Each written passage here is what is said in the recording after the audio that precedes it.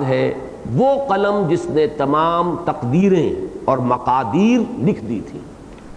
اس کائنات کی تخلیق سے قبل، اس لیے کہ اس کے لیے روایات آتی ہیں۔ ایک روایت تو حضرت عبداللہ ابن عمر سے ہے رضی اللہ تعالی عنہما، مرفوعاً ہے، حضور کا قول ہے جو حضرت عبداللہ ابن عمر رضی اللہ تعالی عنہما بیان کر رہے ہیں، نقل فرما رہے ہیں۔ پھر یہ کہ راوی پھر اس کو یعنی امام مسلم رحمہ اللہ نے روایت کیا ہے، اس اعتبار سے اس کا پایہ ثقہ ہے، اور وہ یہ ہے کہ آسمان اور زمین کی تخلیق سے 50,000 سال قبل اللہ نے مخلوقات کی تقدیریں یعنی اندازے لکھ دیے تھے، اور اس وقت اس کا عرش پانی پر تھا۔ اب یہ چونکہ متشابہات میں سے شمار ہوگا، اس کے مضمون کو ہم نہیں لیں گے، لیکن ایک مضمون لے لیجئے کہ یقیناً علم خداوندی میں، جیسا کہ میں نے سورہ ملک کے حوالے سے بھی عرض کیا تھا کہ علم خداوندی میں ہر شے ہمیشہ سے موجود ہے، تو وہ تمام اشیاء کے جو تخلیق پانی تھیں ان کے بارے میں اندازے ایک وقت معین پر کہیں کسی حیطۂ تحریر میں بھی لے آئے گئے اس روایت کی روح سے۔ دوسری روایت ہے، اسے امام ترمذی نے روایت کیا ہے، اگرچہ اس کے بارے میں رائے یہ ظاہر کی ہے کہ قال حدیث غریب، یہ حدیث حسن نہیں ہے بلکہ یہ کہ یہ ایک شاذ حدیث کے درجے میں ہے یہ حضرت عبادہ ابن صامت رضی اللہ تعالی عنہ سے، اور یہ بھی مرفوعاً ہے۔ اس میں تفصیل ہے کہ اللہ نے سب سے پہلے قلم کو پیدا فرمایا اور اسے حکم دیا کہ لکھ۔ قلم نے سوال کیا کیا لکھوں؟ ارشاد ہوا تقدیر کو لکھ دے، چنانچہ ہر وہ چیز لکھ دی گئی جو گزر گئی ہے یا آنے والی ہے۔ اب ظاہر بات ہے جن حضرات کا زیادہ ذوق جو ہے وہ روایات پر مبنی تفسیر کرنا ہے تو وہ اسی کو نقل کرتے ہیں، اور یہ ہمارے ان دو روایات کی روح سے قلم پھر وہ قرار پایا۔ اب اس قلم کو ہم نہیں جان سکتے وہ کیسا قلم تھا، اب بعض حضرات نے اس کے بارے میں فرمایا وہ نور کا قلم تھا اور وہ آسمان سے زمین تک تھا، یہ تو وہ تمام جو بھی اپنے ایک ذوقی باتیں ہیں۔ جو مرفوعاً چیزیں نقل کی گئی ہیں وہ یہی دو ہیں جو میں نے عرض کر دی، ان میں سے بھی ایک حدیث صحیح ہے، صحیح مسلم میں موجود ہے، ایک حدیث غریب ہے جسے امام ترمذی نے روایت کیا۔ ایک دوسری رائے جو ہے وہ جدید جو ہمارا ذوق ہے تفسیر کا عام، اور جس میں کہ ہم عموم لفظ کو پیش نظر رکھتے ہیں کہ اس سے مراد ہے ہر قلم اور جو کچھ اس سے لکھا جاتا ہے، اور اس کا در حقیقت رشتہ جوڑا جاتا ہے پہلی وحی سے۔ اس میں بھی چونکہ الفاظ آئے ہیں الذی علم بالقلم، اقرأ وربک الاکرم الذی علم بالقلم، یعنی انسانی علم جو بڑھا ہے، اس نے جو ترقی پائی ہے وہ قلم کے وسیلے سے، اس لیے کہ ہر نسل نے ہر دور میں کچھ معلومات حاصل کی، وہ معلومات اگلی نسل تک منتقل ہوتی ہے قلم سے، صرف سینہ بسینہ منتقل نہیں ہو سکتی تھی۔ اگر صرف یہی ہوتا تو پھر یہ علم کی جو ہے رفتار آگے بڑھنے کی بہت سست ہوتی۔ وہ چیزیں ضبط تحریر میں آئیں، اس سے وہ آگے منتقل ہوئیں، اب وہ سٹارٹنگ پوائنٹ ہے اگلی نسل کا، اب وہ مزید غور و فکر، مزید سوچ بچار، مزید تعقل کا پروسیس جو ہے آگے بڑھتا ہے۔ تو قلم در حقیقت ذریعہ بنا ہے انسانی علم، حکمت، فکر، فلسفہ، معلومات، ان سب کا۔ الذی علم بالقلم، اگر وہاں پر بھی اسے عام رکھا جائے تو اور یہ رشتہ جڑ بھی جاتا ہے کہ میری رائے یہ ہے کہ یہ دوسری وحی ہے پہلی وحی کے بعد، تو جس کا وہاں ذکر آیا تھا پہلی وحی میں اسی کی قسم سے یہاں پر بات شروع کی گئی کہ نون والقلم وما یسطرون، یعنی گواہ ہے کل علم انسانی، انسان کا کل معلومات کا ذخیرہ۔ اور یہ قسم جو ہے کس شے پر کھائی گئی اس کی نسبت کو بھی جان لیجئے کہ ما انت بنعمت ربک بمجنون، اے نبی آپ اپنے رب کے فضل و کرم سے مجنون نہیں ہیں، یعنی حضور پر اگر کوئی جنون کا شک و شبہ کسی نے وارد کیا ہے تو انتہائی بے عقلی کی بات کی ہے، انتہائی غیر منطقی بات کی ہے،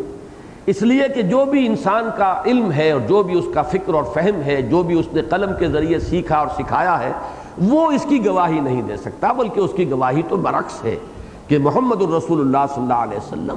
ایک نہایت متوازن شخصیت کے مالک انسان ہے، ان کا کہیں عدم توازن کہیں ذہنی یا جذباتی جو ہے وہ کسی کے سامنے نہیں آیا۔ اسی پر پھر دلیل بعد میں مزید لائی گئی ہے وَإِنَّكَ لَعَلَىٰ خُلُقٍ عَظِيمٍ،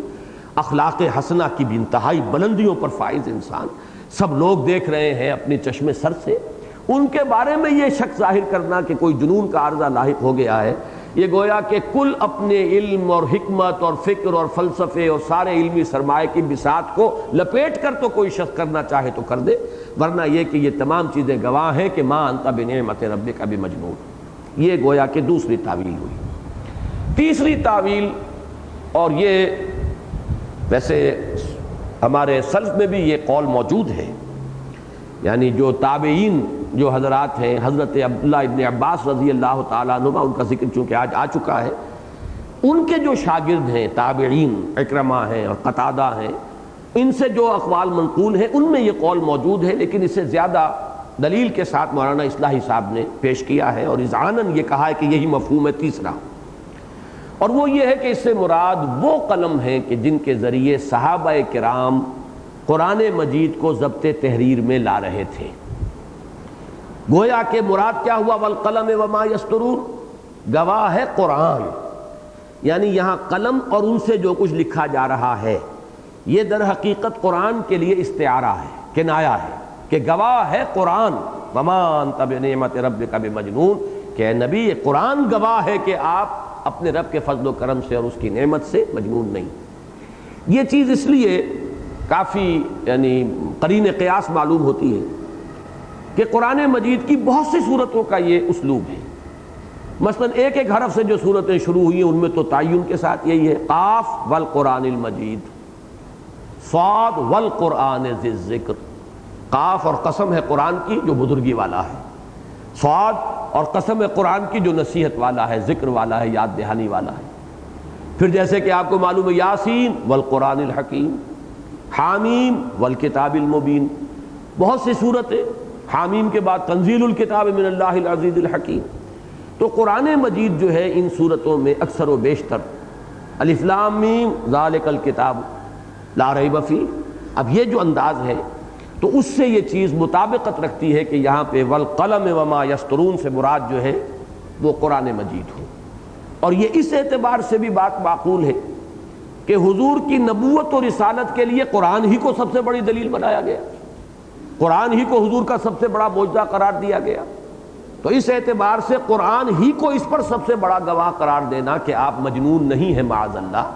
یہ چیز جو ہے یہ اس کے ساتھ مطابقت رکھنے والی ہے۔ تو میری اپنی رائے بھی جو ہے وہ اسی رائے کے ساتھ شامل ہے۔ اب اس پہلی آیت کے بعد یہ جو 7 آیات ہیں بشمول اس پہلی آیت کے، ان کے بارے میں ایک بات یہ جان لیجئے کہ ان سب میں جو مضمون ہے وہ حضور کے لیے ایک دل جوئی اور ایک تسلی کا مضمون ہے۔ معلوم ہوتا ہے کہ کسی چیز پر حضور کو کچھ ملال ہے، کچھ آپ غمگین ہیں، آپ کو کچھ صدمہ ہے، اس میں یہ آیات نازل ہو رہی ہیں اور اس میں حضور کی دلجوئی بھی کی جا رہی ہے اور آپ کو تسلی دی جا رہی ہے۔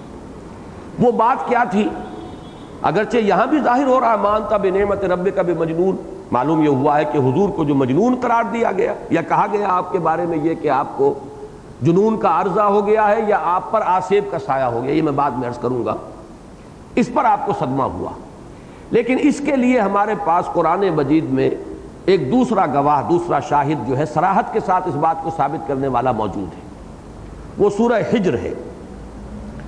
سورہ حجر کی آیت نمبر 6 میں فرمایا گیا وَقَالُوا يَا أَيُّهَا الَّذِي نُزِّلَ عَلَيْهِ الذِّكْرُ إِنَّكَ لَمَجْنُونَ، اور انہوں نے یہ کہا یا وہ یہ کہتے ہیں کہ اے وہ شخص جس پر ذکر نازل کیا گیا ہے، اور یہاں بھی ظاہر بات ہے کہ وہ ذکر تسلیم نہیں کرتے تھے اسے، تو اس کی ترجمانی ادا کرتے ہوئے بزعم خیش کا لفظ جو ہے بریکٹ میں شامل کرنا پڑے گا۔ اے وہ شخص جس کا یہ خیال ہے، جو یہ سمجھتا ہے، جو اس زعم میں ہے، جس پر کہ بزعم خیش ذکر نازل ہوا ہے، جو دعویٰ کر رہا ہے کہ مجھ پر یہ اللہ کی طرف سے کلام نازل ہو رہا ہے، انک لمجنون، ہم تو آپ کو مجنون سمجھتے ہیں۔ معلوم ہوتا ہے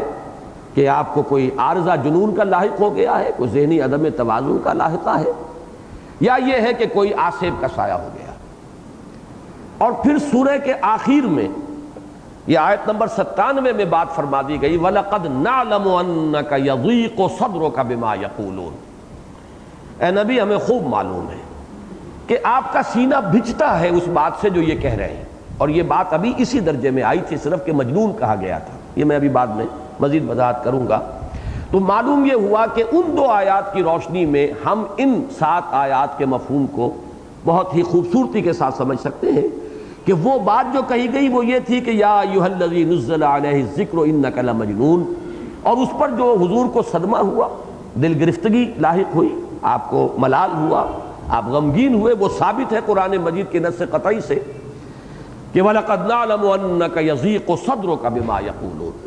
اب اس کے ضمن میں 2 باتیں نوٹ کر دیجئے۔ پہلی بات تو یہ ہے کہ اگرچہ حضور صلی اللہ علیہ وسلم پر بعد میں وہ دور بھی آیا، فزیکل اسالٹ جسے آپ کہتے ہیں، آپ پر جسمانی طور پر بھی حملہ ہوا ہے، مختلف اس کے مواقع ہیں، پتھراؤ ہوا ہے یوم طائف کو، یا ایک مرتبہ ابو جہل نے آپ کی گردن مبارک کے اندر چادر کا پھندا ڈال کر کھینچا ہے کہ آپ کی آنکھیں ابل پڑی ہیں جبکہ آپ نماز پڑھ رہے تھے، کھڑے ہوئے تھے، یا ایک مرتبہ اس کے کہنے پر عقبہ ابن ابی معیط نے لا کر اونٹ کی اوجھڑی جو ہے وہ لا کر حضور کی گردن پر رکھ دی ہے جبکہ آپ سجدے میں تھے۔ تو یہ ساری کچھ چیزیں بھی ہوئی ہیں، لیکن اس کو نوٹ کر لیجئے کہ دوسرے صحابہ کے ساتھ بھی جو فزیکل پرسیکیوشن ہے، جسمانی تشدد، وہ سن 4 میں شروع ہوا ہے۔ پہلے 3 سالوں میں کسی پر کوئی تشدد ثابت نہیں ہے، ہو سکتا ہے ہو، لیکن یہ کہ بہرحال وہ اتنا نہیں تھا کہ نمایاں ہو، اس کا ذکر ہو۔ اور حضور صلی اللہ علیہ وسلم پر تو یہ ہوا بھی کم ہے، اس لیے کہ آپ خاندان بنی ہاشم کے چشم و چراغ تھے، اور پھر جو اس وقت کے اس گھرانے کے جو سربراہ تھے ابو طالب، ان کی پشت پناہی آپ کو حاصل تھی، پروٹیکشن آپ کو حاصل تھی، لہذا شاید ایسے واقعات ہوئے ہیں، یا آپ کے راستے میں کانٹے بچھا دیے گئے، وہ آپ کی اپنی چچی جو ہے ام جمیل کرتی تھی، یا ابو لہب ہے جو لان تان کر دیتا تھا اور سخت الفاظ استعمال کر لیتا تھا، لیکن یہ کہ باقی دوسرے لوگوں کو یہ کہنے کی جرت نہیں تھی۔ تو 3 سال پہلے جو ہے ان میں آپ یہ کہہ سکتے ہیں کہ صرف زبانی کلامی استہزاء ہوا، اور وہ استہزاء بھی صرف محمد الرسول اللہ صلی اللہ علیہ وسلم کا ہوا۔ آپ کے جانثاروں پر تو پھر انہوں نے تشدد کے پہاڑ اس وقت توڑے ہیں جبکہ انہیں یہ محسوس ہوا کہ ہماری یہ جو زبانی کروسیڈ جو ہمارا تھا، زبانی طور پر ہم نے جو بھی کچھ کیا ہے، وہ اب غیر مؤثر ہو چکا ہے، اور یہ دعوت پھیل رہی ہے، ہمارے نوجوان اور ہمارے غلام جو ہیں وہ بھی ان کے دائرے میں شامل ہو رہے ہیں، ایمان لا رہے ہیں ان پر۔ تو گویا کہ یوں سمجھیے کہ بارود گھر جو ہے ہمارا، اس تک چنگاری پہنچا چاہتی، تب پھر انہوں نے پوری طاقت کے ساتھ جو ہے وہ فزیکل پرسیکیوشن شروع کیا۔ اس سے پہلے وربل پرسیکیوشن آپ اسے کہیں گے، چنانچہ اسی کا ذکر سورہ مزمل میں فَاصْبِرْ عَلَىٰ مَا يَقُولُونَ وَاهْجُرْهُمْ هَجْرًا جَمِيلًا، ابھی جو بھی کچھ ہے وہ قول کی حد تک ہے، زبان سے، اور اس میں بھی مجھے ایک تدریج نظر آئی ہے۔ سب سے پہلے جو بات کہی گئی وہ یہی کہ جنون کا عارضہ لاحق ہو گیا، پھر کہیں آگے چل کر شاعر، ساحر، پھر اس سے بھی نیچے گر کے مسحور، پھر اس سے بھی آگے جا کر بہت سخت لفظ کذاب کا بھی استعمال کیا گیا۔ یہ شدید ترین لفظ ہے کہ جو محمد الرسول اللہ صلی اللہ علیہ وسلم کے لیے بہت ہی بدبخت شخص ہوگا۔ ابو جہل نے وہ جرت نہیں کی، کسی نے کی ہے، بہرحال ہر طرح کے لوگ وہاں موجود تھے، غیر نمایاں لوگوں میں سے کسی نے کہا ہوگا، لیکن یہ ہے کہ سب سے ہلکا لفظ اصل میں نوٹ کیجئے جو بات میں بتانا چاہ رہا ہوں، وہ مجنون ہے۔ اس کی وجہ کیا ہے کہ اس مجنون کے 2 معنی ہیں، ایک تو دماغی عدم توازن جسے ہم جنون کا عارضہ کہتے ہیں، دوسرے آسیب آ جانا، جن آ جانا۔ جن جسے آپ کہتے ہیں وہ جیم نون نون مادہ ہے اس کا، اور اس سے مفعول بنے گا مجنون۔ تو مجنون وہ شخص ہے جو آسیب زدہ ہے۔ یہ دونوں چیزیں وہ ہیں جو انسان کی اختیاری نہیں ہے، کسی پر آسیب آ گیا اچھے بھلے چنگے آدمی پر آ گیا، اس کی کوئی نیت خراب نہیں، اس کا کوئی ارادہ غلط نہیں، کسی کو اچھے بھلے آدمی کو جیسے کوئی جسمانی مرض لاحق ہو سکتا ہے، ایسے ہی کوئی دماغی عارضہ بھی لاحق ہو سکتا ہے۔ لہذا اس میں یوں سمجھیے کہ جتنی باتیں وربل پرسیکیوشن کے ضمن میں بھی حضور کے بارے میں کہی گئی، ان میں سب سے ہلکا لفظ یہی ہے، اور بعض شواہد ایسے ملتے ہیں کہ یہ استہزان ہی نہیں کہا گیا، یقیناً استہزان بھی وہ انداز جو سورہ ہجر میں ہے وہ استہزاء کا ہے، یا ایھا الذی نزل علیہ الذکر انک لمجنون، لیکن یہ ہے کہ یہ ہمدردی کے انداز میں بھی کہی جا سکتی ہے بات۔ ایک یوں سمجھیے کہ فوری سا رد عمل یہ ہو سکتا ہے کہ اچھے بھلے تھے، نہ معلوم کیا ہوا ہے، کاروبار کرتے تھے، کچھ عرصے سے یہ کچھ تنہائی پسند تو ہو گئے تھے، یہ تو ہم دیکھ رہے تھے، یہ غار حرا میں جا کر بیٹھنے لگے تھے، کئی کئی دن وہاں رہتے تھے، نہ معلوم کیا ہوا ہے، یا تو کوئی جن آ گیا، اسیب ہے جو انہیں نظر آیا ہے، یہ سمجھ رہے ہیں کہ وہ فرشتہ ہے، جبریل ہے، ہو سکتا ہے کہ کوئی بدروح ہو، کوئی جن ہو۔ آپ ذرا، میں اس لیے بتا رہا ہوں کہ آپ خود کو، اپنے آپ کو بھی اس وقت کے حالات میں ذرا رکھ کر سوچئے، تو یہ سارے احتمالات ہیں کہ جو ہم میں سے کسی شخص کے سامنے بھی آ سکتے ہیں۔ اور اسی ضمن میں یہ کہ ہو سکتا ہے کہ کوئی، جسے ہم اپنی زبان میں کہیں گے شاید کو خشکی چڑھ گئی ہے، یہ علیحدہ بیٹھ کر اور کوئی بہت لمبے لمبے روزے رکھ رہے تھے یا کوئی مراقبے کر رہے تھے، یہ وہ بات ہے کہ جو ہمدردی کے انداز میں بھی کہی جا سکتی۔ اس لیے کہ عتبہ ابن ربیعہ کی روایت ایک آئی ہے، اور میں اس روایت کے الفاظ جو ہیں ان کے حوالے سے یہ سمجھتا ہوں کہ اس نے وہ استہزان نہیں کہا، چونکہ وہ بہرحال قریش کے بزرگوں میں سے تھا۔ انہوں نے اگر کہا بھتیجے، اگر واقعی تمہیں کوئی عارضہ لاحق ہو گیا ہے، کوئی بدروح جو ہے وہ ہو گئی ہے، تو مجھے بتاؤ، میری بڑی دوستیاں ہیں کاہن لوگوں سے، عاملین سے، عامل لوگ جو ہیں، میں تمہارا علاج کرا دوں گا۔ یہ انداز جو ہے اس میں مجھے استہزاء یا تمسخر کی بات نظر نہیں آتی، بلکہ یہ کہ واقعتاً ہو سکتا ہے کہ یہ خیال اسے لاحق ہوا ہو۔ البتہ یہ کہ اسی کے حوالے سے آپ نوٹ کیجئے، وہ یہ ہے کہ اس دور میں جو کچھ کہا جاتا ہے یا کہا جاتا رہا ہے وہ بھی یہی ہے کہ کوئی مالی خولیا ہو گیا تھا، معلوم ہوتا ہے، جو حضور کو نہیں مانتے، وہ نبی وحی کو تسلیم نہیں کرتے، ایپیلیپٹک فٹس کہا گیا ہے کہ معلوم ہوتا ہے مرگی کا کوئی دورہ ہوتا تھا، اس کے اندر کچھ عجیب سی کیفیت ہو جاتی تھی، اور چونکہ جو روایات آئی ہیں وحی کی اس میں وہ کیفیات موجود ہیں کہ شدید سردی کا موسم ہوتا تھا اور پسینہ آ جاتا تھا، پسینے پسینے ہو جاتے تھے آپ، شدید بوجھ کا دباؤ کا احساس آپ کو ہوتا تھا۔ تو یہ کیفیات جو ہیں، یعنی فزیکل بھی کچھ فینومینا ہیں کہ جو اس وحی کے ساتھ جو ہیں حضور صلی اللہ علیہ وسلم کی شخصیت مبارکہ میں ظاہر ہو رہے تھے۔ تو یہ جو کہا جاتا ہے، جیسے ہم کہتے ہیں مالی خولیا ہو گیا ہے، یا آبسیشن کا ایک لفظ استعمال ہوتا ہے، فکسیشن، کوئی چیز معلوم ہوتا ہے کہ ان کے ذہن میں بس اٹک گئی ہے اور اب اسی کی ہیلوسینیشنز ہو رہی ہیں، یہ دیکھ رہے ہیں، یہ کچھ سن رہے ہیں، جیسے کان بجتے ہیں، ہم کہتے ہیں ان کے تو جی کان بجتے ہیں، کوئی حقیقت نہیں ہے، کوئی واقعہ نہیں ہے، کوئی آواز نہیں ہے، لیکن انہیں سنائی دے رہا ہے۔ اور ٹنائٹس ہمارے ہاں ایک مرض ہے کہ جس میں کان واقعی بجنے شروع ہو جاتے ہیں۔ تو یہ چیزیں جو ہیں، یہ فزیکل اور نفسیاتی عوارض، یہ چونکہ دنیا میں پہلے بھی رہے، آج بھی اسی انداز میں بات کہی جاتی ہے، تمسخر کے انداز میں بھی، لیکن یہ کہ ہو سکتا ہے کہ تمسخر سے علیحدہ رہتے ہوئے بھی ایک اشکال یا ایک کوئی ہمدردی کے انداز میں بھی یہ بات جو ہے وہ کہی گئی ہو۔ تو یہ میں چاہتا ہوں کہ اس کا پورا وہ پس منظر جو ہے وہ آپ کے سامنے آ جائے۔ اور ایک بات یہ ذہن میں رکھیے کہ یہ جو میں نے ترتیب آپ کے سامنے رکھی ہے کہ فزیکل پرسیکیوشن جو ہے، جسمانی تشدد، وہ تو سن 4 کے بعد شروع ہوا، یا سن 4 میں کہیے کہ شروع ہوا ہے، سن 3 کے بعد۔ اس میں ایک لفظ جو ہے میں چاہتا ہوں کہ آج کے بھی جو حالات ہیں ان میں آپ حضرات جو ہے اس کو سمجھیں کہ کسی بھی نئی دعوت کے داعی کو اگر اس طرح کے الفاظ سے اور اس طرح کے استہزاء اور تمسخر سے اس کو بدل کر دیا جائے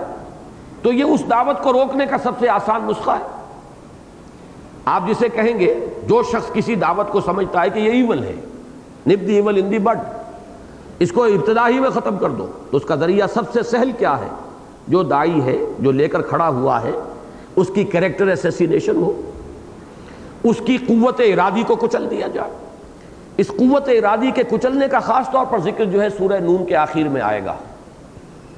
وَإِن يَكَادُ الَّذِينَ كَفَرُوا لَيُزْلِقُونَكَ بِأَبْصَارِهِمْ لَمَّا سَمِعُوا الذِّكْرَ وَيَقُولُونَ إِنَّهُ لَمَجْنُونٌ وَمَا هُوَ إِلَّا ذِكْرٌ لِّلْعَالَمِينَ۔ تو یہ بھی ان کی کوشش ہوتی تھی کہ اوروں سے کچھ کہنے کی ضرورت کیا ہے، یہ سارا جو ہے، یہ درخت تو اس جڑ پر کھڑا ہے، جڑ کٹ جائے گی تو درخت گر جائے گا، درخت سوکھ جائے گا، کھڑا بھی رہے گا تو سوکھ جائے گا۔ تو کسی بھی دعوت اور تحریک کے خلاف سب سے پہلا معقول حملہ یہی ہوتا ہے، معقول بھی ہے اور یہ تاریخی اعتبار سے ثابت بھی ہو رہا ہے کہ جو اس کا داعی ہے اس کی قوت ارادی کو کچل دیا ہے، اسے بدل کر دیا جائے، اس کی عظیمت ختم کر دی جائے،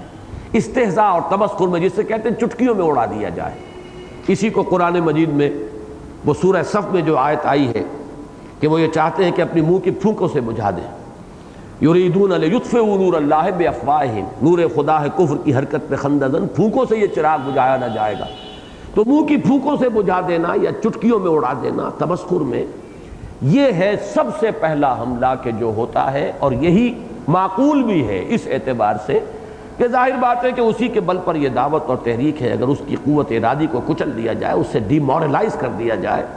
اس کی کریکٹر اسیسینیشن ہو کہ لوگ بھی اس کی طرف متوجہ نہ ہو، تو گویا کہ اس دعوت کی راہ کی سب سے مؤثر رکاوٹ یہی بنتی ہے۔ البتہ جب اس مرحلے سے کوئی دعوت گزر جائے، کوئی داعی جھیل جائے، اس کی عزیمت جو ہے قائم رہے، برقرار رہے، وہ کھڑا رہے، استقامت کا اس سے ظہور ہو رہا ہو، اور اب وہ دعوت جو ہے کہیں پھیل رہی ہو، تو پھر فزیکل پرسیکیوشن کہ اب راستہ روکو ان کا، انہیں مارو، انہیں ذرا بھوکا رکھو، انہیں فاقے جو ہیں وہ دو تاکہ دن میں تارے نظر آئیں، انہیں زنجیروں میں جکڑ کر گھروں میں ڈال دو۔ آج کل تو وہ جیلوں کا معاملہ ہوگا، اس وقت جیلیں نہیں تھی، گھروں ہی کے اندر بڑی بڑی موٹی زنجیروں میں جکڑ کر لوگوں کو ڈال دیا گیا۔ یا جیسے کہ حضرت عثمان کو رضی اللہ تعالی عنہ،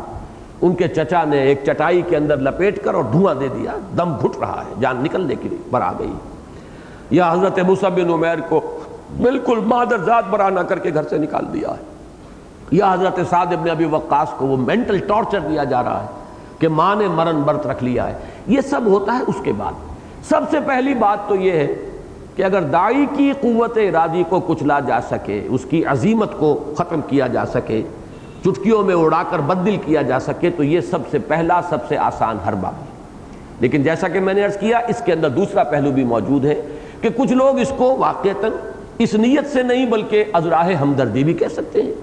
کچھ لوگ اس کو از راہ ہمدردی نہ صحیح تو ایسے ہی ایک پاسنگ ریمارک کے طور پر معلوم ہوتا ہے، کوئی دماغ خراب ہو گیا ہے، کوئی خشکی چڑھ گئی ہے، کوئی توازن درست نہیں رہا ہے، کوئی اس طرح کا معاملہ ہو گیا ہے۔ تو یہ تینوں احتمالات سامنے رکھیے، اور جو پہلا احتمال ہے اس کی بھی جو اصل اہمیت ہے وہ سامنے رکھیے کہ یہی در حقیقت مؤثر ترین حربہ ہوتا ہے کسی دعوت کو بالکل آغاز ہی میں ختم کر دینے کا۔ لیکن اس پر اب جو حضور صلی اللہ علیہ وسلم کی اللہ تعالیٰ کی طرف سے دلجوئی ہو رہی ہے، ما انت بنعمت ربک بمجنون، اب اس میں خطاب حضور سے ہے، اور حضور بھی یقیناً مخاطب ہے۔ بعض حضرات نے اس کی نفی کی ہے اس دلیل کے تحت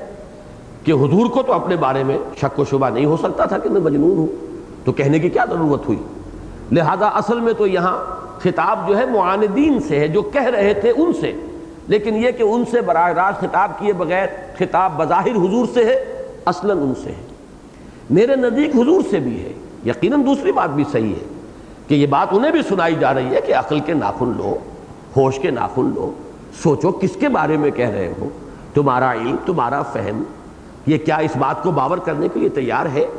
یقیناً یہ چیز موجود ہے، لیکن دلجوئی حضور کی جو ہے ما انت بنعمت ربک بمجنون، گویا کہ ترجمانی کرتے ہوئے ہم یہ کہیں اے نبی آپ کیوں ملول ہو رہے ہیں، کیوں غمگین ہیں؟ جیسے کہ سورہ انعام میں ایک بڑی پیاری بات آئی تھی کہ اے نبی آپ کیوں غمگین ہوتے ہیں؟ فَإِنَّهُمْ لَا يُكَذِّبُونَكَ وَلَكِنَّ الظَّالِمِينَ بِآيَاتِ اللَّهِ يَجْحَدُونَ، یہ آپ کو تو نہیں جھٹلا رہے کہ کسی نے آپ کو جھوٹا کہا ہے، ابو جہل بھی جھوٹا نہیں کہہ رہا آپ کو، تو آپ دلگیر کیوں ہوتے ہیں؟ آپ کو صدمہ کہے گا، یہ تو ہماری آیات کو جھٹلا رہے ہیں، غصہ آئے تو ہمیں آئے، صدمہ ہو تو ہمیں ہو۔ اب یہ بھی ایک دلجوئی کا انداز ہے کہ انہوں نے آپ کو تو نہیں جھٹلایا، وہ تو ہماری آیات کو جھٹلا رہے، لہذا آپ کو غمگین ہونے کی ضرورت نہیں ہے۔ اب اس سے یہ بھی معلوم ہوا کہ بہرحال نبی بھی بشر ہوتا ہے، اس کے احساسات جو ہے، بشری احساسات جو ہے، اس سے بالکل جدا یا نہیں ہوتے، یا ان سے وہ خالی نہیں ہوتا۔ رنج اور صدمہ اسے بھی ہوتا ہے، خوشی اسے بھی ہوتی ہے، تکلیف اسے بھی پہنچتی ہے۔ تکلیف جیسے کہ کسی جسمانی چوٹ سے تکلیف کسی کو پہنچے گی، ایسے نبی کو بھی پہنچتی ہے۔ جیسے کسی کے جسم پر تلوار کا وار ہوگا، خون کا فوارہ چھوٹے گا، ایسے ہی نبی کے جسم سے بھی خون کا فوارہ چھوٹا ہے۔ جب تلوار کا وار ہوا ہے آپ کے چہرہ مبارک پر، دندان مبارک شہید ہوئے اور خون کا فوارہ چھوٹا ہے۔ اسی طریقے سے صدمہ، جب آپ کے صاحبزادے حضرت ابراہیم کا انتقال ہو رہا ہے، العالم نزع میں دیکھا ہے، آپ کی آنکھوں میں آنسو آ گئے، لوگ حیران بھی ہوئے، آپ اور آپ کے آنکھ میں آنسو۔ حضور نے فرمایا یہ تو وہ رحمت ہے جو اللہ نے انسان کے دل میں رکھتی ہے، یہ وہ رحمت ہے جس میں یہ رقت قلبی نہیں، وہ تو پھر انسان نہ ہوا، اس کے دل میں تو، اس کے سینے میں تو پتھر کا ٹکڑا ہوا۔ البتہ یہ کہ ہم کہیں گے یہی کہ ہم راضی ہیں اللہ کی تقدیر پر، جو تیرا فیصلہ ہم اس پر راضی ہیں۔ کوئی شکوہ اور شکایت کا لفظ زبان پر نہ آئے، البتہ جذبات کے اندر جو بھی انسانی عواطف و میلانات ہیں، جذبات ہیں، وہ ہوں گے۔ تو ما وراء البشر یا ما فوق البشر کا نقشہ قرآن مجید نے نہیں دیا ہے انبیاء اور رسل کا، بلکہ عواطف و میلانات، احساسات و جذبات یہ بھی ان کے ہوتے ہیں۔ تو معلوم ہوا کہ وہ ملول اور غمگین ہونے کا معاملہ، اور انہیں بھی ضرورت پیش آئی ہے۔ جیسے کہ زوجہ محترمہ نے آپ کو تسلی دی تھی، ہمت بڑھائی تھی پہلی وحی کے بعد، اللہ آپ کو ضائع نہیں کرے گا، آپ تو غریبوں کی مدد کرتے ہیں، یتیموں کی سرپرستی فرماتے ہیں، مہمان نوازی فرماتے ہیں، لہذا اللہ آپ کو ضائع نہیں کرے گا۔ اسی طریقے سے یا اللہ دل جوئی فرما رہے ہیں، نون والقلم وما یسطرون ما انت بنعمت ربک بمجنون، آپ اپنے رب کے فضل و کرم سے کوئی مجنون نہیں ہے، آپ ملول اور غمگین کیوں ہوتے ہیں؟ ان کے کہنے سے کوئی آپ مجنون تو نہیں ہو جائیں گے۔ نہ کوئی شخص بقائمی ہوش و حواس یہ باور کرے گا کہ آپ مجنون ہیں، یہ تو کسی نے کہہ دیا، اب کہنے والے کی زبان تو نہیں پکڑی جا سکتی، کہہ دیا ہے اس نے، اور ہمیں اندازہ ہے کہ آپ کو اس کا صدمہ ہے، لیکن آپ سوچئے کہ یہ بات آپ کے لیے کوئی شخص جو ہے صاحب شعور وہ اس کو تسلیم نہیں کرے گا۔ ما انت بنعمت ربک بمجنون وَإِنَّ لَكَ لَأَجْرًا غَيْرَ مَمْنُونٍ۔ یہی دلجوئی کا اب دوسرا پہلو ہے کہ جتنی بھی کوفت آپ کو برداشت کرنی پڑے گی، وہ عظیم مشن جو آپ کے حوالے اب کیا جا رہا ہے، جتنی کوفت بھی برداشت کرنی پڑے گی، چاہے وہ ذہنی کوفت ہو، نفسیاتی اذیت ہو، جسمانی تکلیف ہو، ان سب کا بہت بڑا اجر و ثواب آپ کو ملے گا۔ آپ کے لیے ہے لکا، یہ لکا جو ہے لام تملیک کے لیے بھی آتا ہے، لام استحقاق کے لیے بھی آتا ہے، گویا کہ قطعی ہے آپ کے لیے اجر ممنون، بہت بڑا اجر، اور وہ اجر جس کا سلسلہ کبھی منقطع نہیں ہوگا۔ یہی پھر بعد میں سورۃ الضحیٰ میں آیا ہے وَلَلْآخِرَةُ خَيْرٌ لَكَ مِنَ الْأُولَىٰ، ہر آنے والا لمحہ آپ کے لیے بہتر سے بہتر، بلند سے بلند تر مقامات جو ہیں ان کا حامل ہوگا۔ تو اِنَّ لَكَ لَأَجْرًا غَيْرَ مَمْنُونٍ، یقیناً آپ کا ہے اجر، آپ کا بدلہ آپ کے لیے ہے جس کا سلسلہ کبھی منقطع نہیں ہوگا۔ غیر ممنون کا ایک اور مفہوم بھی لیا گیا ہے کہ جس پر احسان نہ دھرا جائے، منّا یمنو کے معنی احسان دھرنا بھی ہے۔ یمنون علیک ان اسلموا قل لا تمنوا علی اسلامکم بل اللہ یمن علیکم ان ہداکم للایمان، تو یہ کہ اس پر کوئی اللہ تعالیٰ کی طرف سے آپ پر احسان بھی نہیں دھرا جائے گا، وہ اجر آپ کو ملنے والا ہے۔ وَإِنَّكَ لَعَلَىٰ خُلُقٍ عَظِيمٍ، اب یہ جو ہے یہ بھی دلجوئی کا اس میں پہلو وہ بھی موجود ہے، لیکن اصل شے پھر دلیل کے درجے میں ہے، جس میں روح سخن اب ان معاندین یا منکرین کی طرف پھر رہا ہے کہ دیکھتے نہیں ہو، آنکھوں کے اندھے ہو، جس شخص کے بارے میں یہ بات کہہ رہے ہو آسیب زدہ،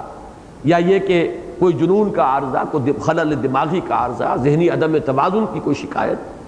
ان کے کردار کو، ان کے اخلاق کو، ان کی سیرت کو دیکھو، کتنی عظیم سیرت کے مالک، کتنے اعلیٰ کردار کے پرفائز، کتنا ان کا خلق عظیم ہے۔ اور پھر اس میں بھی لفظ اعلیٰ آیا ہے، اعلیٰ آتا تمکن کے لیے، کہ یہ نہیں ہے کہ کوئی کسی وقت کسی برے سے برے آدمی سے بھی کوئی اچھا کام ہو جاتا ہے، کہیں جذبات میں کوئی شخص جو ہے ویسے پست کردار کا ہو، کسی وقت کو اچھے جذبات جو ہے ان کے اندر کوئی ابھار پیدا ہوا، کوئی انگیخت ہوئی اور کوئی اچھا کام بھی کر گزرے، لیکن ایک وہ ہے جس پر تمکن ہو چکا ہو، وہ کیفیت کہ اعلیٰ خلق عظیم، تمام بلند اخلاق عالیہ جو ہے ان پر آپ متمکن ہیں، آپ کو تمکن ہو چکا ہے، اس لیے کہ آپ کی پوری سیرت و کردار لوگوں کے سامنے تھی۔ الصادق الامین انہوں نے ہی خطاب دیا تھا، لوگ آنکھوں کا تارا سمجھتے تھے جب تک کہ یہ واقعہ نہیں ہوا ہے، آغاز وحی نہیں ہوا۔ جا صادق جا الامین، وہ آئے سچے انسان، وہ آ رہے ہیں امانت دار امین انسان۔ اب یہ جن کا چرچا تھا انک لعلی خلق عظیم، اس میں گویا کہ ان کے سامنے وہ پوری تصویر لائی جا رہی، کس کے بارے میں یہ گمان کر رہے ہو، ذرا سوچو کہاں ٹھوکر کھا رہے ہو۔ وَإِنَّكَ لَعَلَىٰ خُلُقٍ عَظِيمٍ، اس میں خلق عظیم کی جو تعبیر حضرت عائشہ صدیقہ رضی اللہ تعالی عنہا سے ہے، امام مسلم بھی لائے اس روایت کو، امام احمد بھی لائے ہیں، اور بھی بہت سی کتابوں میں، صرف بخاری میں یہ روایت نہیں ہے، باقی تقریباً تمام کتب احادیث میں موجود ہے کہ حضرت عائشہ سے فرمائش کی گئی کہ ہمیں کچھ حضور کی سیرت سنائیے، تو اس کا جواب انہوں نے یہ دیا لستم تقرؤون القرآن، کیا آپ لوگ مجھ سے سیرت پوچھتے ہیں؟ اور فرمائش کر رہے ہیں کہ میں سیرت بیان کروں حضور کی صلی اللہ علیہ وسلم، تو کیا آپ لوگ قرآن نہیں پڑھتے؟ اب وہ حیران ہو کر ان کا قرآن تو ہم پڑھتے ہیں، ہم نے تو سیرت کا۔ تو پھر جواب دیا حضرت عائشہ صدیقہ ام المومنین رضی اللہ تعالی عنہا نے، کان خلقہ القرآن، ان کی سیرت تو قرآن ہے، قرآن ہی مجسم شکل میں دیکھنا ہو تو وہ محمد الرسول اللہ صلی اللہ علیہ وسلم۔ اور ایک روایت میں تفصیل آئی ہے، پھر کبھی دوبارہ بھی پوچھا گیا ہے، تو پھر سورہ مومنون کی ابتدائی آیات جو ہیں وہ حضرت عائشہ نے پڑھی ہے، یہ سیرت ہے محمد کی صلی اللہ علیہ وسلم۔ قد افلح المؤمنون الذین هم فی صلاتهم خاشعون والذین هم عن اللغو معرضون والذین هم للزکاة فاعلون والذین هم لفروجهم حافظون الا علی ازواجهم او ما ملکت ایمانهم فانهم غیر ملومین فمن ابتغى وراء ذلك فاولئک هم العادون والذین هم لاماناتهم وعهدهم راعون۔ یہ ہے سیرت محمد کی صلی اللہ علیہ وسلم۔ والذین هم علی صلواتهم یحافظون، محافظت صلاۃ کا یہ عالم کہ جیسا کہ حضرت عائشہ ہی کی روایت ہے کہ حضور ہمارے مابین بیٹھے ہوتے تھے، اور وہ کوئی جیسے ہمارے ہاں کے کچھ مذہبی لوگوں میں کچھ بڑا ہی کچھ خشکی سی اور تقشف سا پیدا ہو جاتا ہے، وہ رنگ عائلی زندگی کا نہیں تھا، بڑی محبت بھری زندگی تھی عائلی زندگی حضور کی، بھرپور عائلی زندگی جسے آپ کہیں۔ تو حضرت عائشہ فرماتی ہے پیار محبت کی باتیں بھی ہو رہی ہوتی تھی کہ جیسے ہی اذان کی آواز آتی تھی تو اٹھ کر ایسے چلے جاتے تھے جیسے ہمیں جانتے ہی نہیں کہ ہم کون ہیں۔ یہ ہے اصل میں کہ توازن، اس توازن کا یہی معاملہ جو ہے سب سے مشکل ہے۔ یا اس خلق عظیم کے بارے میں سب سے بڑی گواہی حضرت انس ابن مالک کی ہے رضی اللہ تعالیٰ عنہ۔ وہ فرماتے ہیں کہ میں نے 10 برس تک حضور کی خدمت میں رہا ہوں، خادم ذاتی کے اعتبار سے، خادم خاص کے اعتبار سے۔ کبھی ایسا نہیں ہوا کہ حضور نے مجھ سے یہ فرمایا ہو کہ تم نے فلاں کام کیوں کیا، یا یہ فرمایا ہو کہ تم نے فلاں کام کیوں نہیں کیا۔ دونوں میں سے کوئی بات پورے 10 برس حضور صلی اللہ علیہ وسلم کی زبان مبارک سے نہیں نکلی۔ کسی سے کوئی کام کرانا ہوتا تھا خود پہلے اس کام کو شروع کر دیتے تھے بجائے اس کے کہ زبان سے کہیں۔ تو یہ بہرحال اب اس پہ تو زیادہ گفتگو کا موقع نہیں ہے، یہ مضمون تو ہمارا جانا پہچانا ہے۔ اِنَّكَ لَعَلَىٰ خُلُقٍ عَظِيمٍ فَسَتُبْصِرُ وَيُبْصِرُونَ بِأَيِّكُمُ الْمَفْتُونُ۔ تو ان قریب اے نبی آپ بھی دیکھ لیں گے اور یہ بھی دیکھ لیں گے، یہ جو آپ کو مجنون کہہ رہے ہیں، چاہے وہ طنزاً ہے، استہزاءً ہے، ہمدردی کے انداز میں ہے، ایسے ہی چلتا ہوا ایک فقرہ ہے، ایسے ہی پاسنگ ریمارک ہے، جو بھی کچھ ہے یہ سب بھی دیکھ لیں گے۔ اور سین یہاں آیا ہے ان قریب، کوئی زیادہ دیر کی بات نہیں ہے، چند ہی سال کی بات تو ہے نا، پتہ چل جائے گا۔ جیسے کہ کلا سیعلمون ثم کلا سیعلمون آیا قرآن مجید میں، تو دیکھ لو گے اور جان لو گے۔ اسی طریقے سے فَسَتُبْصِرُ وَيُبْصِرُونَ، ان قریب حالات اور واقعات سامنے آ جائیں گے، آپ بھی دیکھ لیں گے یہ بھی دیکھ لیں گے۔ بِأَيِّكُمُ الْمَفْتُونُ، کہ آپ میں سے یا تم لوگوں میں سے کون تھا کہ جو مفتون ہوا۔ مفتون ایک تو مجنون کے معنی میں، فتنے میں پڑ گیا، بچل گیا، جسے دماغی عارضہ لاحق ہو جاتا ہے، وہ پھر صحیح فیصلے نہیں کر پاتا، وہ بچلا ہوا آدمی، بہکا ہوا آدمی، کھویا ہوا گمشدہ سا آدمی، تو مجنون کے معنی میں مفتون ہے۔ یا یہ کہ ایک رائے یہ ہے بعض نحوی حضرات کی کہ عربی زبان میں یہ بھی ایک معروف اسلوب ہے کہ مفعول کی شکل میں مصدر آتا ہے، تو بِأَيِّكُمُ الْمَفْتُونُ بِأَيِّكُمُ الْجُنُونُ، کہ تم میں سے کس کو جنون کا عارضہ لاحق ہوا تھا، کس کی عقل ماری گئی تھی، کس پر کوئی بدروح کا سایہ ہوا تھا، یہ عنقریب کھل جائے گا۔ یہ تھوڑے دن کی بات ہے، یہ کوئی دن کی بات ہے۔ مرد ہوش مند، وہ علامہ اقبال کا وہ شعر جو ہے وہ اس کے بعد کا دوسرا مصرع ان کا تو اور ہے، لیکن اسلوب وہی، کوئی دن کی بات ہے، عنقریب یہ پردے اٹھ جائیں گے، سب لوگ بچشمے سر دیکھ لیں گے۔ ابھی تو بچشمے عقل دیکھنے کو کہا جا رہا ہے کہ سوچو، عقل سے کام لو، کیا تمہارا فہم، تمہارا علمی سرمایہ، تمہاری حکمت، تمہاری سمجھ گواہی دیتی ہے کہ یہ مجنون ہے؟ کیا ان کا خلق عظیم کسی مجنون شخص کی شخصیت کے ساتھ کوئی مناسبت کسی درجے میں رکھتا ہے؟ اور پھر یہ کہ اب یہ بات جو کہی جا رہی ہے ایک واقعاتی انداز میں کہ اگر اب تم چشمے عقل سے اور چشمے قلب سے دیکھنے کو تیار نہیں تو چشمے سر سے بھی دیکھ لو گے، کوئی دن کی بات ہے، حقیقت مبرہن ہو کر سامنے آ جائے گی، عیاں ہو جائے گی۔ فَسَتُبْصِرُ وَيُبْصِرُونَ بِأَيِّكُمُ الْمَفْتُونُ۔ تو یہ دونوں جو ہے اس میں جو اصحاب نحو ہیں انہوں نے کہا ہے اگر تو اس کو مجنون کے معنی میں لیا جائے تو پھر یہاں با زائدہ ہے، اس لیے کہ بے ایکم جو ہے پھر با یہاں اس کو زائد صلہ مانا جائے گا، اور ورنہ یہ ہے کہ جنون کے معنی میں لیا جائے مصدر کے معنی میں تو گویا کہ بے ایکم خبر ہے جو مقدم کر دی گئی ہے کہ جنون کس کو لاحق ہوا تھا، تم میں سے کس کے ساتھ تھا یہ جنون کی کیفیت کا معاملہ، تو یہ عنقریب یہ بات کھل جائے گی، تم چشم سر سے دیکھ لو گے۔ ان ربک هو اعلم بمن ضل عن سبیلہ وهو اعلم بالمہتدین، یقیناً اے نبی آپ کا رب خوب واقف ہے، خوب جانتا ہے کہ کون بچل گیا ہے اس کی راہ سے، کون بھٹک گیا ہے اس کی راہ سے، کون صراط مستقیم سے دور جا پڑا ہے، اور وہ خوب جانتا ہے ان کو بھی جو ہدایت یافتہ ہیں، ہدایت پر ہیں، صحیح رخ پر ہیں۔ یہ گویا کہ ان 7 آیات کا یوں سمجھیے کہ کنکلوڈنگ ریمارک ہے کہ جیسے کہ وہ حقیقت واضح ہو جائے گی اللہ کے علم میں تو اب بھی ہے۔ پھر دلجوئی کا پہلو یہ ہے کہ آپ کا معاملہ تو اپنے رب سے ہے، یعنی یہ کہ جس کو سورہ مزمل میں زیادہ واضح کر کے سامنے لایا جائے گا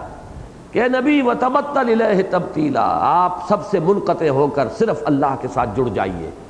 میں نے گا کا لفظ اس لیے استعمال کیا کہ ایک تو یہ کہ ابھی وہ ترتیب مصحف میں بھی سورہ مزمل بعد میں آئے گی،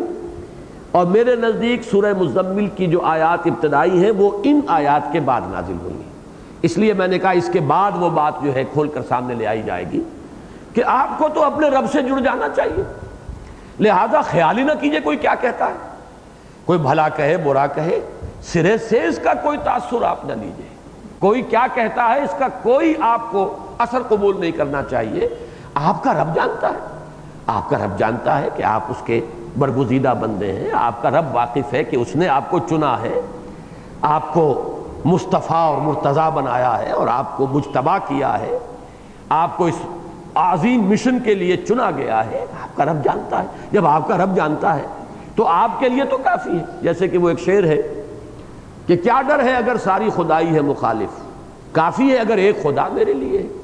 تو ساری دنیا بھی آپ کو مجنون کہے معاذ اللہ تو بھی آپ کو مجنون نہیں ہو جائیں گے، اور اللہ جانتا ہے اور آپ کا سارا معاملہ اپنے رب کے ساتھ ہے۔ یہ جو ذہنی اور قلبی ایک رشتہ استوار کرنا ہے اپنے رب کے ساتھ کہ حساب صاف ہو اپنا اپنے رب کے ساتھ، دل گواہی دے، خلوص و اخلاص کا معاملہ اللہ کے ساتھ ہو، تو پھر کسی شے کا کوئی اثر جو ہے قبول انسان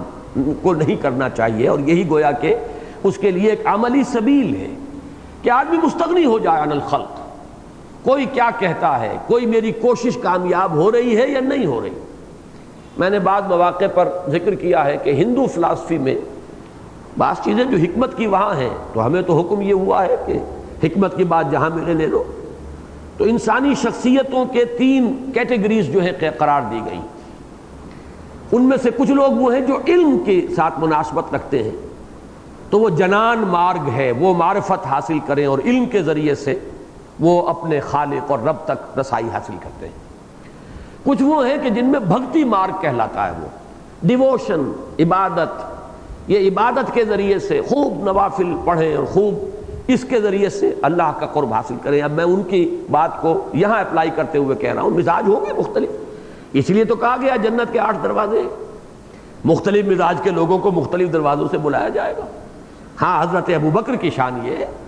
کہ ان کی ایسے جامع شخصیت تھی، جیسے جامع ترین شخصیت محمد الرسول اللہ کی صلی اللہ علیہ وسلم، اسی کا ایک عکس کامل ابوبکر صدیق رضی اللہ تعالیٰ عنہ کی شخصیت کہ حضرت ابوبکر نے جب پوچھا، حضور نے فرمایا کہ 8 دروازے ہوں گے اور ایک خاص دروازہ باب الریان،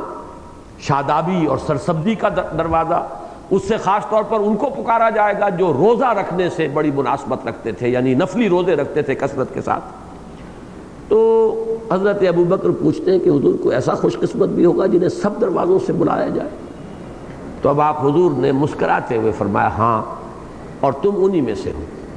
تو اب ایسے بھی ہیں جامع شخصیات، لیکن یہ کہ عام طور پر لوگوں کی شخصیت اس طرح کی ہوتی ہے کہ کسی کا کوئی ایک رخ ہے، کسی کا دوسرا رخ ہے۔ تو تیسری شخصیت وہ ہوتی ہے جس کا کی مناسبت عمل سے ہوتی ہے، بھاگ دوڑ۔ اب حضرت عمر کا مزاج جو ہے وہ اس شخصیت کا تھا، یہی وجہ 6 سال لگ گئے،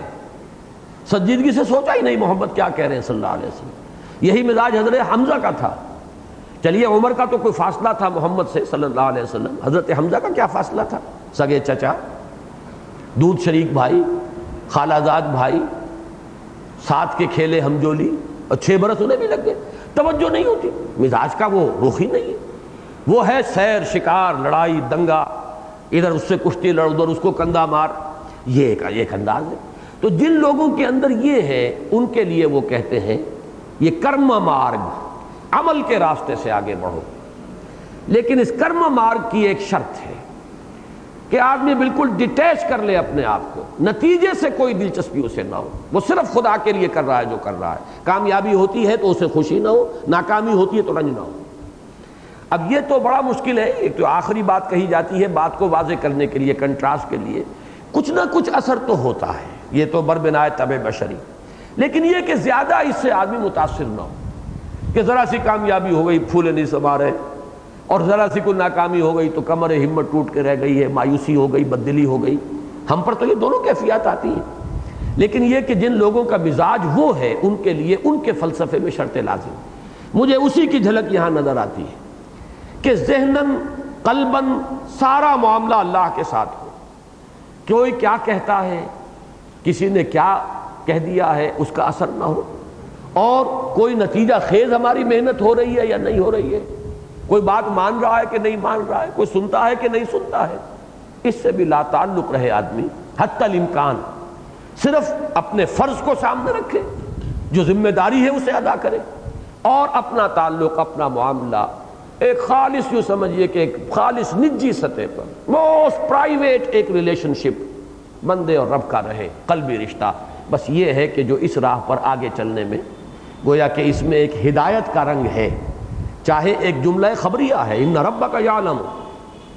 ان ربک هو اعلم بمن ضل عن سبیلہ وهو اعلم بالمہتدین، تیرا رب خوب جانتا ہے ان کو بھی کہ جو بھٹک گئے اور ان کو بھی کہ جو صحیح راہ پر ہیں، ہدایت یافتہ ہیں۔ جملہ خبریہ ہے، لیکن یہ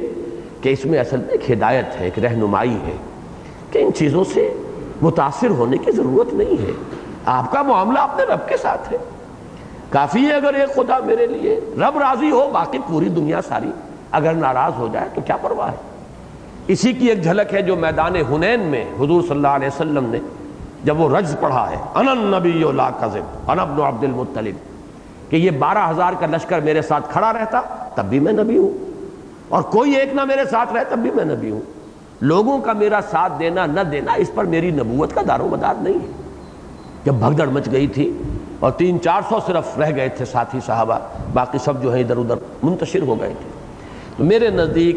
ان ربک هو اعلم بمن ضل عن سبیلہ وهو اعلم بالمہتدین، اس میں یہ رہنمائی مثمر ہے۔ تو جیسا میں نے اندیشہ ظاہر کیا تھا وہی اولین بات ہوئی ہے کہ یہی 7 آیات، اگرچہ اس کے بعد کی آیات میں بھی اگرچہ قوافی وہی چل رہے ہیں، وَدُّوا لَوْ تُدْهِنُ فَيُدْهِنُونَ فَلَا تُطِعِ الْمُكَذِّبِينَ، وہی قوافی چل رہے ہیں، لیکن میرے نزدیک جو دوسری وحی ہے وہ انہی 7 آیات پر مشتمل ہے۔ اس کے بعد کے کچھ عرصے کے بعد جب کہ وہ کشمکش شدید ہوئی، پھر اس میں مداہنت کا ایک معاملہ آیا، پھر اس کے لیے جو ہدایات ہیں، اور پھر خاص طور پر ولید بن مغیرہ یا اس کردار کے لوگوں پر جو اللہ کا غضب بھڑکا ہے ان آیات کے اندر، جیسے اس کے لیے اس کے کردار کا جو نقشہ جو ہے گویا کہ ننگا کر کے رکھ دیا ہے ایک شخص کو کہ یہ ہے اس کا اصل کردار، اس لیے کہ جو بھی مداہنت والا انداز اختیار کرتا ہے بڑی چکنی چپڑی باتیں کرتا ہے، وہ بڑی مصالحت آمیز بات، بڑی ہی خلوص و اخلاص کے ساتھ گویا کہ آپ کا وہ خیر خواہ ہے، آپ کی مصلحتیں بھی پیش نظر ہیں، تو یہ جو دام ہم رنگ زمین ہے اس سے بچانے کے لیے اور خبردار کرنے کی ضروری ہے کہ ان کو گویا کہ ننگا کر کے رکھ دیا جائے کہ اصل کردار یہ ہے۔ تو میرے نزدیک وہ جو ہے فَلَا تُطِعِ الْمُكَذِّبِينَ وَدُّوا لَوْ تُدْهِنُ فَيُدْهِنُونَ، یہاں سے پھر یہ بعد کے دور میں نازل شدہ آیات ہیں جو یہاں شامل کر دی گئی ہیں، جیسا کہ ان تمام صورتوں کا 4 صورتوں کا جن کا میں نے ذکر کیا ہے آج، ان کے اندر یہ قدر مشترک ہے۔ بارک اللہ لی ولکم فی القرآن العظیم ونفعنی وإیاکم بالآیات والذکر الحکیم۔